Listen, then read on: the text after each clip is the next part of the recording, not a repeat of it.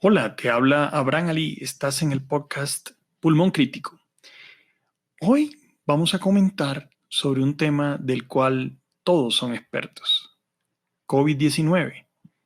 ¿No te cruzarás con alguna persona que te manifieste a profundidad sobre muchos de los temas relacionados con esta pandemia? Pero te quiero compartir temas que en este momento han sido discretamente abandonados y que pueden ser interesantes. Hablemos un poquito de la historia. En diciembre del año anterior, del 2019, comenzó un brote epidémico de neumonía desconocida hasta ese instante en la ciudad de Wuhan. Esa es la provincia de Hubei, en China. Para nosotros, Pekín es una palabra normal, al igual que Hong Kong o Shanghái. Pero Wuhan se volvió popular a raíz de esta nueva enfermedad. En ese momento, los Reporteros Sin Fronteras manifestaron que llegaron a ver 60 personas el 20 de diciembre enfermos de esta patología. El 12 de enero del 2020, las autoridades chinas habían confirmado 41 personas infectadas por el nuevo virus, quienes comenzaron a tener síntomas entre el 8 de diciembre del 2019 y el 2 de enero. Y los síntomas son los que ya conoces con perfección. Dificultad para respirar es el más grave, pero en general fiebre, malestar, tos seca y la sensación de presión en el pecho. También se observaban infiltrados en las radiografías de ambos pulmones.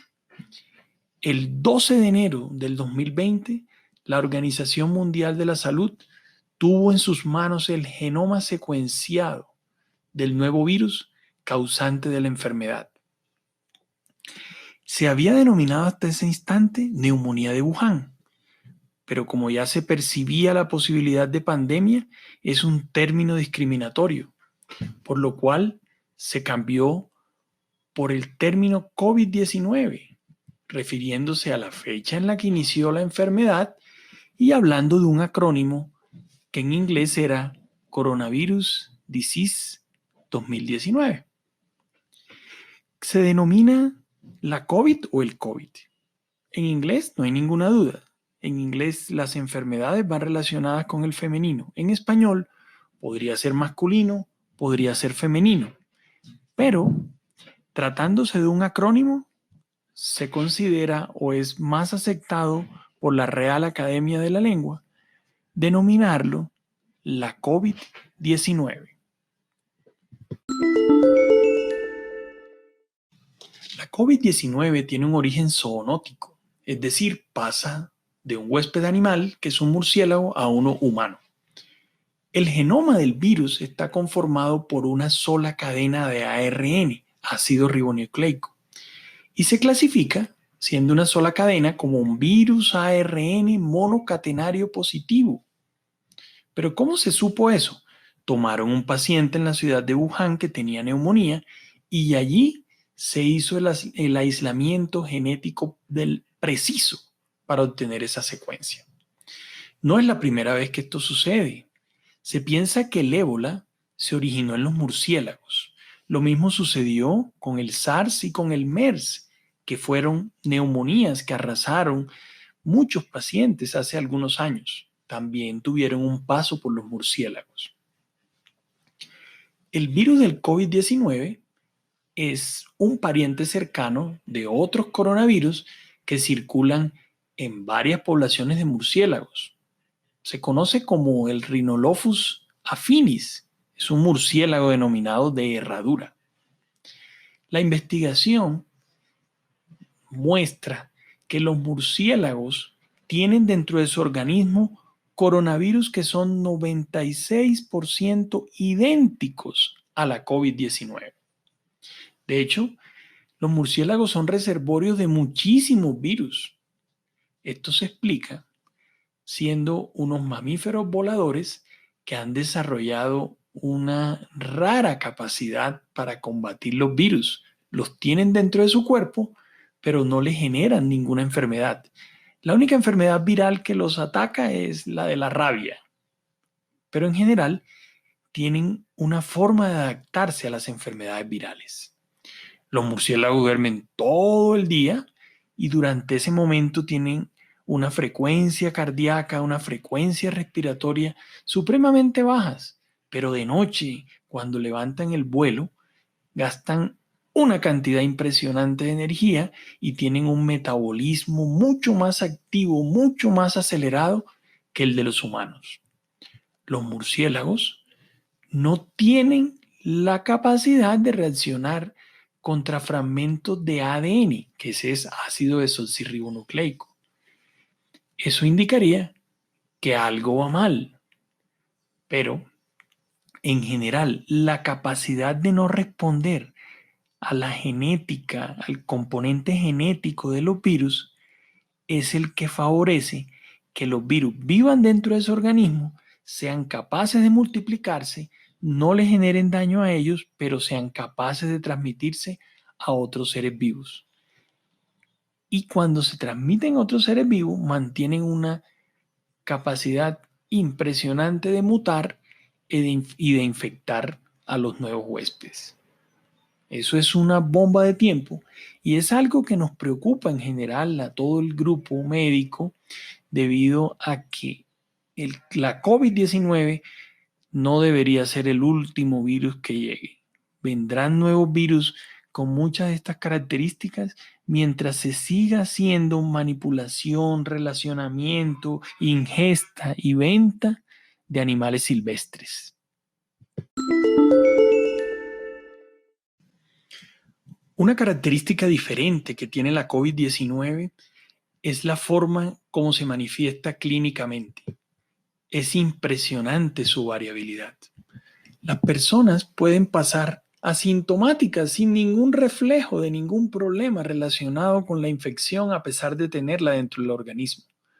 Pero otros pacientes evolucionan a falla respiratoria grave y a lo que se denomina síndrome de disfunción multiorgánica, y es diversos órganos dentro del cuerpo que ya no son capaces de funcionar.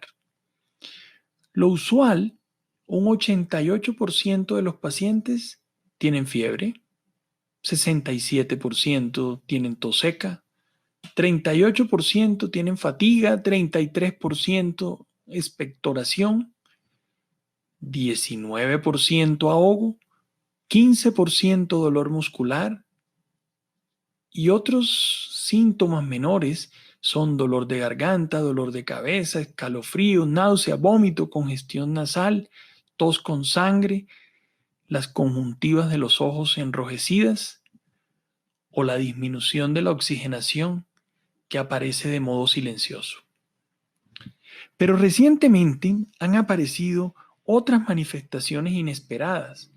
Las lesiones de piel, por ejemplo, son enrojecimiento de la parte distal de los dedos que normalmente podrían entenderse como lesiones fúngicas, lesiones por hongos y confundir muchísimo el diagnóstico.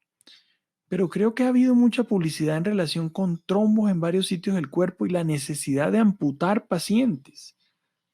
Otros que dramáticamente entran y evolucionan en una falla renal. Entonces, la caracterización de la enfermedad, la forma específica como se manifiesta, se ha vuelto realmente complicada.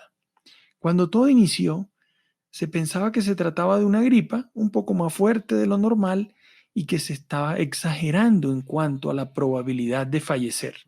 Hoy tenemos claro que aunque los porcentajes de muerte en algunos sitios pueden ser bajos, la alta contagiosidad de la COVID, su característica de ser pegajosa, de tener un R0 indicativo de su capacidad de contagio, es demasiado alta. Finalmente, eso lleva a que gran cantidad de pacientes fallezcan de la enfermedad. Ahora, por otro lado, se ha discutido enormemente y en las redes sociales han llegado voces de diferentes sitios del mundo hablando que no era correcto pensar que la COVID se manifestaba como neumonía y que lo que predomina son trombos. La verdad, en este momento, fundamentada en diferentes autopsias, es que puede tener una manifestación muy similar a la neumonía, evolucionar a un SDRA, síndrome de dificultad respiratoria aguda, y comportarse como un pulmón lleno de una secreción que se ha comentado que puede ser lechosa, pero en general es el equivalente a esto que te acabo de decir, que se denomina SDRA y que genera un espectro de los procesos neumónicos. Pero otros pacientes no tienen tanta manifestación neumónica y tienen mucho trombo que les genera obstrucción en los procesos circulatorios y médicamente el aire que entra no se intercambia adecuadamente en el organismo porque no tiene vasos sanguíneos a quien entregarles el oxígeno que llega del medio ambiente, se manifiesta por disminución de oxigenación, hipoxia y posteriormente con falla respiratoria. Aquí hay que entender otro tema, los medicamentos. Se ha especulado con muchísimos fármacos.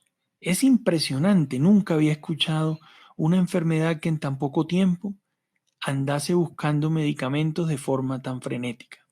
Antiparasitarios, medicamentos reumatológicos, medicamentos para disminuir los procesos inflamatorios, anticoagulantes, melatonina. Son tantos los fármacos que se han relacionado y son tantos los fármacos que han ido cayendo uno tras otro sin evidencia médica que les dé soporte para su utilización. El tema más nombrado es la cloroquina y la hidroxicloroquina, con una gran publicidad por el presidente de los Estados Unidos al manifestar públicamente que lo utilizaba como una prevención. La gran dificultad es que las dosis que se requieren de hidroxicloroquina son muchas más altas que las que se utilizan para enfermedades reumáticas y ello lleva a mayores efectos secundarios, usualmente cardiológicos con alteración del ritmo cardíaco.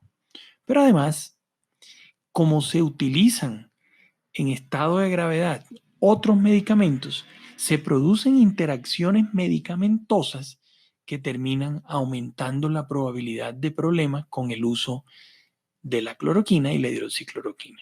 En este momento, solo se permitiría a la luz de estudios de investigación y cada vez más grupos científicos terminan sugiriendo su no utilización. Entonces, nos quedan esperanzas en el manejo. Una de ellas es el plasma de pacientes convalecientes. Se supone que tienen una cantidad de anticuerpos enorme que podría ayudar a pacientes que se encuentran en estado grave. Tocilizumab es un medicamento que disminuye la inflamación y que se ha encontrado que cuando hay tormenta de citoquinas podría ayudar. Y como antiviral está el Remdesivir, que se tenía muchas más esperanzas que pudiera funcionar, pero sus resultados han mostrado disminución de estancia en cuidado intensivo, pero no un real impacto sobre la mortalidad. El gran mensaje que me gustaría dejar en este podcast relacionado con la COVID-19 es que este virus ha llegado para humillar el conocimiento médico.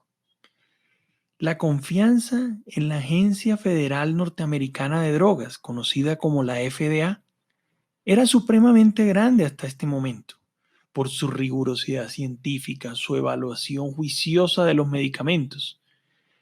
Pero ante la COVID, ha brincado de un sitio a otro y ha comenzado a aceptar medicamentos sin mayor evidencia médica. Nos hemos tomado muchos años para acabar con el empirismo médico y actuar generalmente fundamentados en estudios grandes de investigación que le ofrezcan seguridad a los pacientes porque han sido probados de una manera sistemática. Pero la COVID ha llevado a que se aprueben medicamentos con descripción de pocos pacientes, con pocos casos clínicos y con altos riesgos de efectos secundarios, que posteriormente es necesario quitar y sugerir que no se sigan utilizando. La medicina basada en la evidencia ha sido cambiada por estudios observacionales, por impacto de redes sociales, por comentarios de personas que sin mucha justificación describen experiencias personales y eso lleva a tener una guía inadecuada.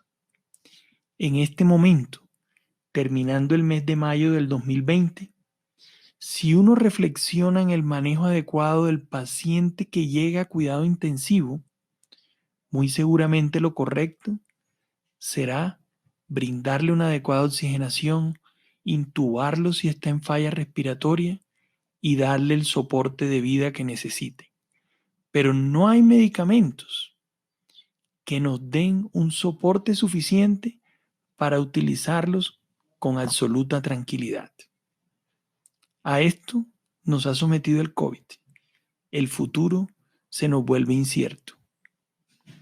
Esperanza, fe y buena práctica médica.